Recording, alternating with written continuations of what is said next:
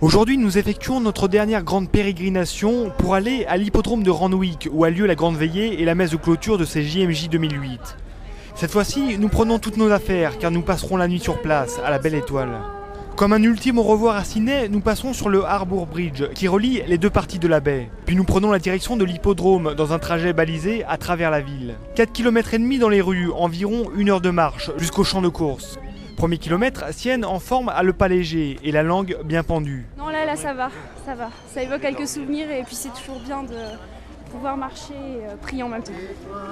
Nous attendons tous cette veillée depuis longtemps. Cette nuit avec tous les jeunes représente beaucoup pour nous. C'est bientôt la fin, mais c'est pourtant maintenant que nous touchons à la substantifique moelle des JMJ. L'événement fonctionne sur un mode ascensionnel. On va tous prier ensemble et passer un très très bon moment et surtout passer une nuit ensemble, c'est très très symbolique. Autour du pape, c'est une belle chose. Moi je suis vraiment très contente d'arriver après un effort un petit peu physique. Et je trouve que vraiment la venue du pape et les 2 jours avec le pape donnent tout le sens des JMJ. Et redonnent vraiment quelque chose de substantiel et toute la raison d'être là va se trouver dans ces quelques heures avec le pape. Après quelques kilomètres, l'enthousiasme est toujours là, mais les sacs commencent à peser de plus en plus lourd. Nous touchons au but et Sienne a toujours la jambe alerte. J'ai encore envie de marcher et de prier. L'hippodrome est déjà rempli de milliers de jeunes. Il nous reste à trouver notre emplacement pour la nuit. Achète par là-bas. Nous enjambons la rivière des tribunes pour nous installer sur l'herbe, prêts à vivre cette grande veillée faite de prières, de louanges et de joie. C'est la réunion vraiment de tous les catholiques et c'est l'occasion d'apprendre à connaître un peu, de pouvoir parler à tout le monde et vraiment de tous s'unir, tous solidaires parce qu'on a bien froid. C'est vraiment le but des 10 jours passés ensemble, l'Inde et puis au final l'Australie. Quelque chose de super fort émotionnellement, ouais, parce que c'est la fin quoi.